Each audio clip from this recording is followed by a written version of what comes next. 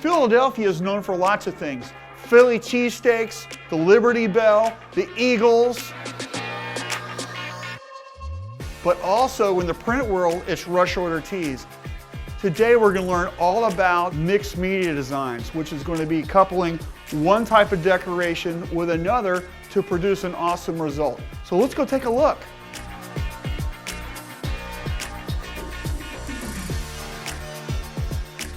Printfly is the parent company, and then it has a couple brands underneath it. So Printfly owns rushordertees.com, which is our direct-to-consumer e-commerce brand. Rush Order Tees is one of the leading custom apparel companies in the country. We provide our customers with the fastest turnaround time, a full art team should they need any assistance. We basically hit any deadline with any design at the highest quality for thousands of customers a week. Tell us about the history of your company and how you got started. So we started in 2002, family business. We started out of our house, basically in a garage, selling orders, printing them as quickly as we could. And we quickly turned into a rush order business because more than half of our customers needed it in a deadline. So we accommodated that and built our facility and systems around that. Tell us about how technology influences how Rush Order Tees works. Without technology, we wouldn't have been able to grow as fast or scale the business as well as we did. It's basically a part of the full customer flow online, and then as well as how we handle the back order management of all orders. On the back end, we built a proprietary software where it takes about 6 different softwares we were using before we built it and condensed it into one, which allowed us to move faster, we were more accurate, easier to train people, so it's extremely important to what we do. We do screen printing, embroidery, digital printing, and vinyl printing, all under one roof. So we're going to show you what kind of product you can make when you mix those methods together. If a customer were to call up and say, I want a design that's really going to pop and is really going to have some nice contrast, what can you help me with? That's when we'd suggest, well, you can mix printing methods. That's kind of on the cutting edge. It's really interesting looking. It really gives your design a nice pop. So for today, we're going to do an underbase of screen printing, and then on top, we're going to do a nice puffy embroidery on it. So that's going to look great on the jersey product. The artwork is such a critical part of the production process. Let's see how today's project was created.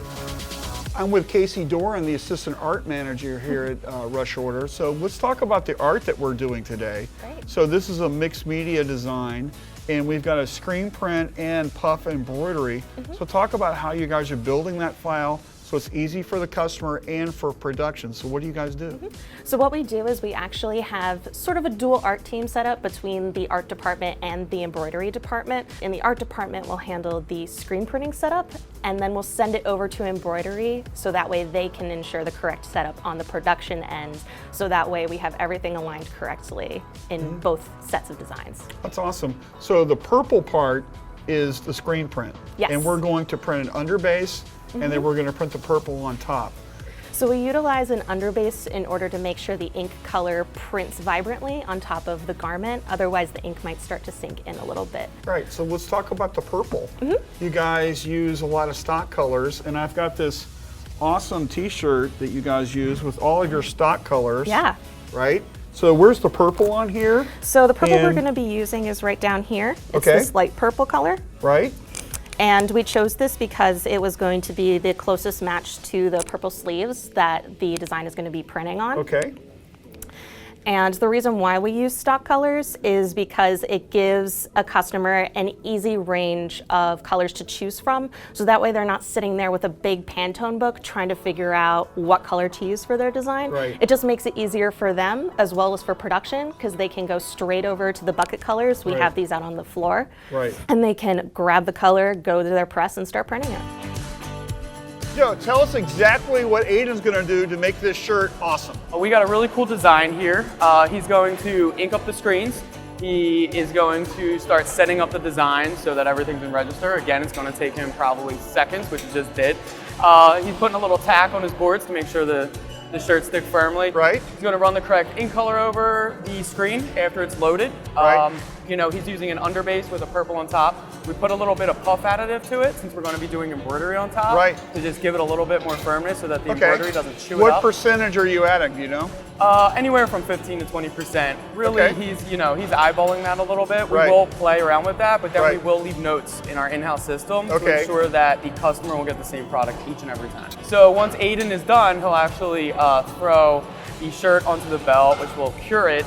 Our quality assurance people at the back end of the belt will then make sure the print looks good. Once the screen printer gets in a groove, there's Right. always a chance that they Sure. might miss something, but most of the time these guys are good. We have a very good quality rating, so that's awesome. And then the quality people will see what department it goes to next, which in this case is embroidery. So once the order is in full and they know the order is completed Right. because Aiden signals it in our system, they will then deliver that to embroidery and we're on to the next process. Looks like you got a really great shop. How many presses? How much stuff do you guys crank out a day?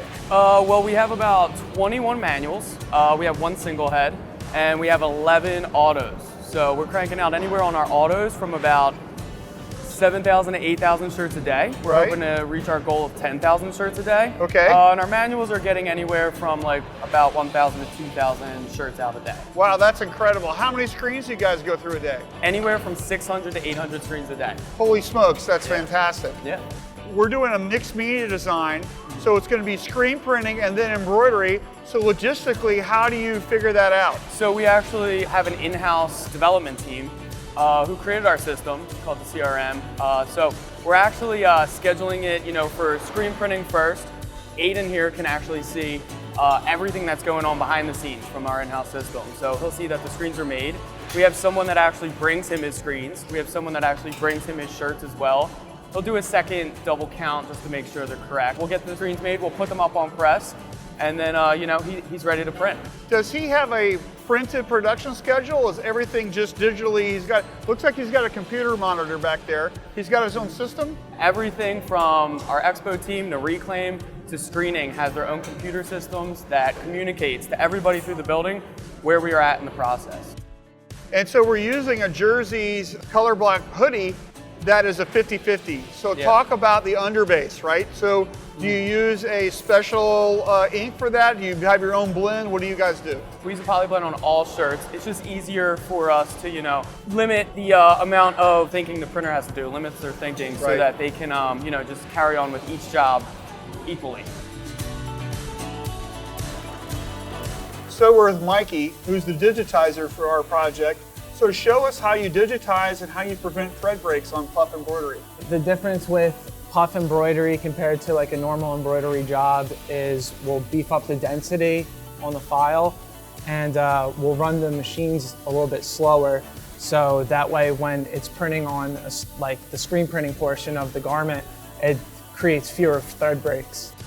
We're with Letitia Lewis, who is the embroidery production manager here at Rush Order. So what are we going to be doing?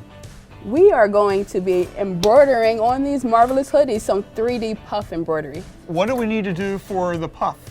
For the puff, we want to make sure that the presser foot is raised up just a little more than standard so that we get that nice puff on the embroidery. Right. Yes. Okay, and you're using black foam? I'm using black foam and black thread. What we're going to want to do is have the process before me, screen printing, which is really well done, the line right in the center of this hoop so that I have the consistency in the product. So when you're hooping, you're going to want to grab it right at the seams so everything is symmetrical and uniform. Any adjusting that I'm going to do is also going to be at the seams. So I'll put my Mighty Hoop here, and I want it facing me because this is the way that it's going to lock into the machine. So I'll look at my design here, and I'll get it nice and centered in the hoop. It's perfectly centered, first time out. You can tell she's a pro. Oh, thank you. So what we have here is the Puff Rush Order Tees logo. It's here on the control panel of our Tajima Timar high-powered machines. I'm going to run this at a stable pace of 750 RPMs. I'll be using black polyester thread. It'll give it a great shine. I'm going to raise my presser foot up just a little bit from standard to enhance the puff 3D effect. It's going to come out really great. This design at, 3,543 stitches is going to take about 5 minutes. before I actually print on these wonderful hoodies, what I'm going to do is lower the presser foot. I'm going to walk down, take a nice observation of everything, and then I'm going to do an automatic trace so I can see exactly where I'm going to print before I actually do print. So that control panel represents exactly what's taking place on the machine at the exact moment. Great, we're done. All right, that one is nice and finished. Let's take one off here. Here's the finished garment right after the machine has finished the 3D puff embroidery. Let's take off the foam. So I'm just going to pop this bad boy off, nice and slow, control the pressure so nothing pulls too much. Then I'm going to take the center one out, and wow, it looks pretty good. That looks great. That looks great. So there looks like there's minimum curing here that I need to do, as well as trimming. At first, I'll just poke those in with my trimmer's hair, any little pieces of puff that I see sticking out. So now I'm just going to go ahead and cure the puff. It's going to lock in the thread, melt down the puff, and give the thread a really nice shine. So you've got the screen printed texture that we printed in production, and now we have this raised embroidered logo. You can see the dimension, you can feel it with your finger, and it looks fantastic. While we were filming the embroidery part of the show, look, they printed this awesome DTG on the Jersey's Dry Power ring spun. Look how awesome that looks. Santana, tell us about the vinyl department. We do basic names and numbers in flat colors, and we also do something called digital vinyl, which is printing a digital image on thinner white vinyl. We will cut it, we will weed it, and then press it onto the shirt. And we also do something called foil as well, which is giving it a bit of a shimmer to the plastisol that's printed in screen printing. So rush order tees just hits whatever deadline that you need it on. If you need it tomorrow, we'll do it tomorrow. If you need it in 2 weeks, it costs less to do it in 2 weeks. So that's why many customers come to us in the first place, and that's why many of our customers come back to us. We're usually faster than most companies, just given the way that we've built our production facility over the past 16 years. Right.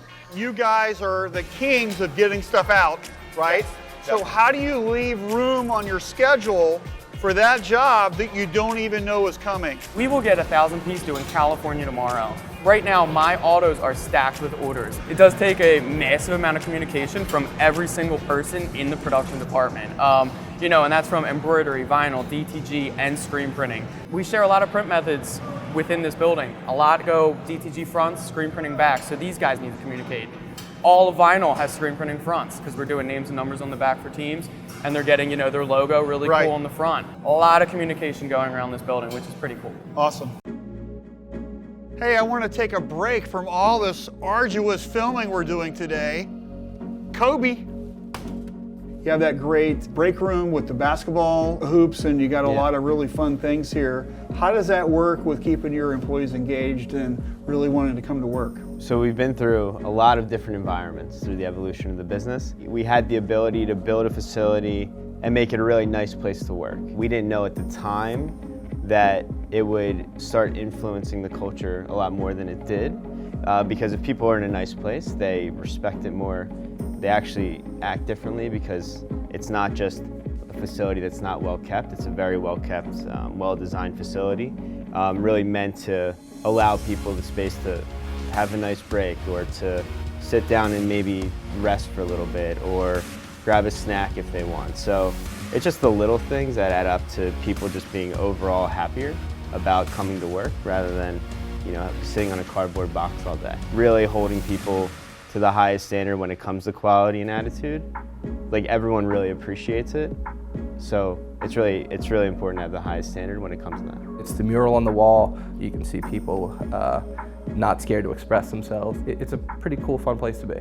People are the most important thing to the business. Without them, we wouldn't be able to do what we do every day for our customers. We look for people who are just smart problem solvers, and we really teach them from the ground up how we do things. We really like to start with a fresh slate most of the time. Out of my years of working, this has been one of the most pleasurable places I've had the chance to work.